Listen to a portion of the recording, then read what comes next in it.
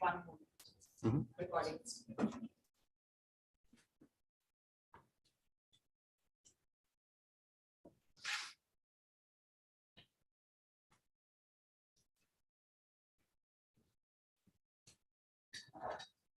Jason, you can start whenever you're comfortable. Okay. How many of you have wanted to climb a mountain before? Raise your hand. Okay, now keep your hand raised if you think you could actually do it. My hand is down 100%. Well, I proved myself wrong on 2 years ago when I had the chance on a Boy Scout trip to go down to northern New Mexico and take a 10-day backpacking adventure through the mountains.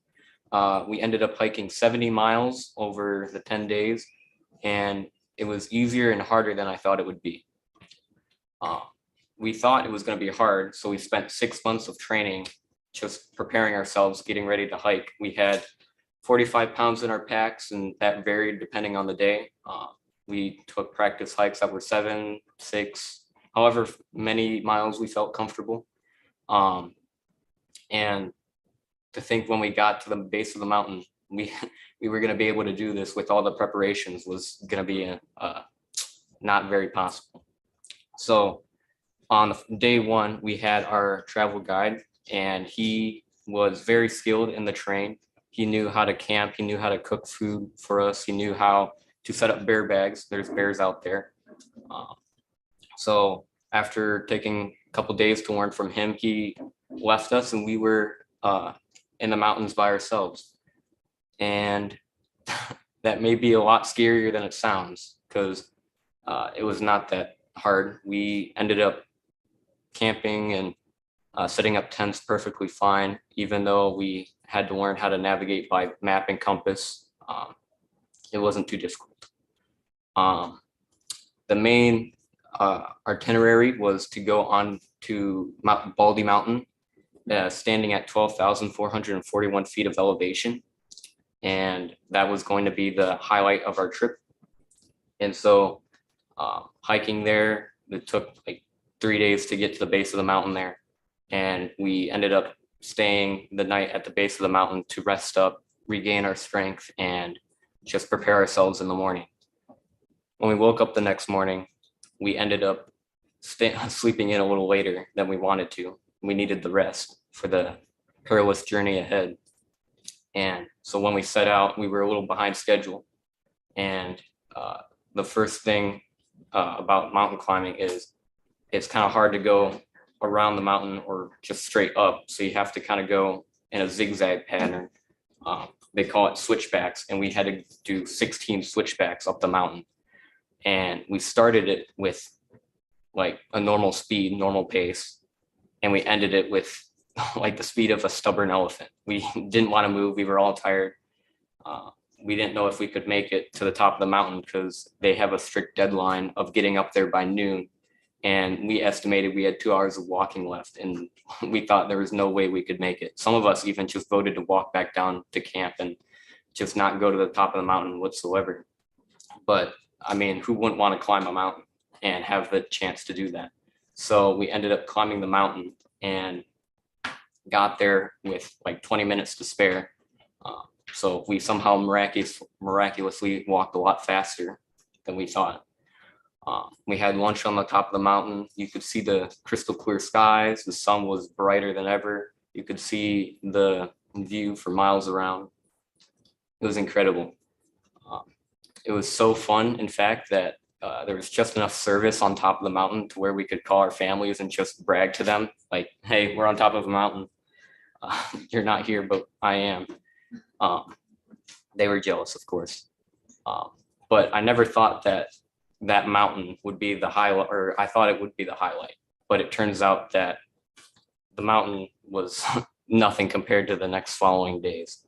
To get back to home base, we had to walk another 7 days. And in those 7 days, it was nonstop pouring rain. The rain would not let up. We were soaked to the bone. It was so wet, so miserable, so cold. One day we started singing Christmas songs this is in the middle of July, so I don't know why we were singing Christmas songs. But that seemed to put a little more joy into ourselves. And when we got to the base of the mountain, we had overlooked everything that we just went through and saw that we pretty much did the impossible. And it was a lot of painful and a lot of difficult, a lot of mental, like, am I going to get over this? And am I going to succumb to the mountain? But when we got there to the base of the mountain at the end, we knew that we did it. We didn't think we would ever do it again, but leaving for home, we have never wanted to go back to the mountain more and surrender ourselves back to the mountain and the nature that was there in the mountains of New Mexico.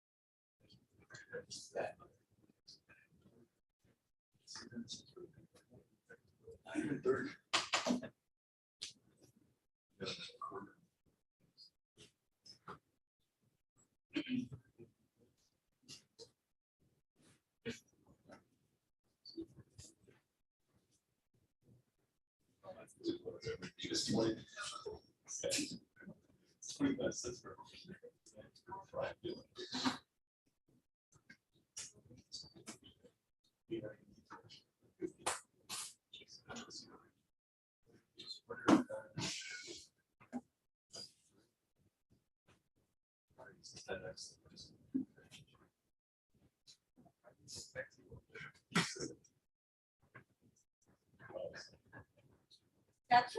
You wanna go?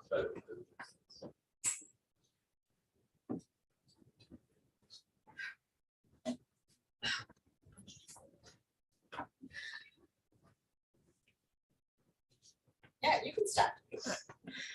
So one fine summer day, I was at home, didn't have much to do, and I decided, well, I'll go ahead and text my best friend from high school. We hadn't talked in a while. We had separated in a sense, mostly because she never really wanted to seem to do something about everything that was wrong in her life. She had a tendency to complain a lot, but she never wanted to do anything. And I figured, why not? So I fired her a text, and about 30 minutes later, I get a response. I just get a the best news I could ever get. She's finally taking responsibility for her life. She's moving out of her parents' house, right? And if you'd heard half the things that I'd heard about this woman's parents, you just would have been stoked. Like, I'm not sure how much of this is true, but I've heard things about her parents calling her slutty, like just for like wearing like a midriff or like having shorts too short. And I'm like as prudish as you can get. And I thought they were being harsh. So like this was bad. But yeah, so she was going to move out with her best friend's family. She was going to move down to Texas or Arizona. She was kind of vague about where she was going, but it was somewhere out of the house, which was good, right? So the July 26th comes around. That was the day she was supposed to move. And I asked her, well, how's it going? And she says, I'm here. I'm like, hooray, right? And then she says, no, yeah, I ran away from my parents' house and ended up in Las Vegas. I'm like, what? The Las Vegas isn't in Texas or Arizona, last I checked. So I go ahead and fire back a text, and I say, well, boy, did you mean to land there? Like, that's not in Texas. I thought you said something about that. And she said, no, yeah, I lied to everybody, so they couldn't track me, right? And for some reason, that just really bothered me. And it took me a while to figure it out. But when it finally did, it just kind of like struck, right? It's because the reason it bothered me so much was because you're not supposed to lie to your best friend, right? Which is what I assumed we still were. Because when you lie, you automatically call into question everything else you've said up to that point that can't be verified by a third party, right? And you also say more than just that when you lie too, right? I mean, you don't lie to somebody you trust to keep a secret. You lie to people you can't trust to keep a secret, right? And in that same course, you also make yourself untrustworthy, which is a bit odd, which is also why when you tell a lie, it's usually a pretty big lie. And then you tell two more lies to cover the big lie. And then you tell more lies to cover the cover lies. And then that just kind of spirals into a web of lies. And then a spider comes along and eats you because you can't keep track of all the lies. So there is a cost to lying, right? And that cost, I don't think she anticipated, but she made a choice that day, right? And I guess I kind of did too, because I just stopped talking to her. I refused to like message her back, talk to her, anything like that. And after some consideration, I realized I'd kind of made a choice too. In choosing to be silent, I was not willing, or I proved that I was not willing to fix the relationship, right? To try and tell her what it was that I had a problem with. So there was a cost to silence too, right? Actions have consequences. I guess to wrap all this up, what I should say is that a lot of friendships I've seen have ended as a result of apathy, resentment, not saying the right thing at the right time, right? Not talking to the people you care about, right? And so it's important to do that, right? To tell people when you have an issue, to talk to them. And if they do something you think is wrong, to voice that concern. And well, I guess this is best summed up in the words of my great-grandfather to my grandfather as he was headed off to college. My great-grandfather was a bit of an interesting character. He was, I think the word is a machinist. He could take a hunk of metal and turn it into an engine. He was awesome. What he said to my grandfather was something along the lines of, "You've got a mouth, use it." Thank you.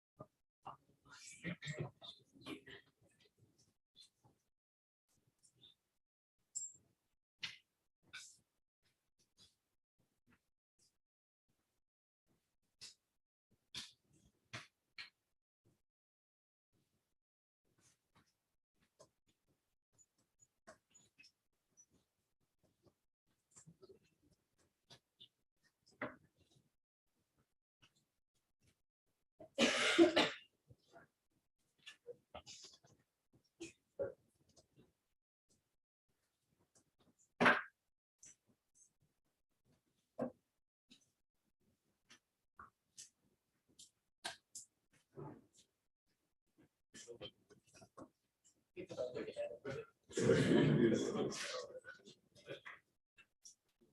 we have Alexis or Bridget with us? No? Okay.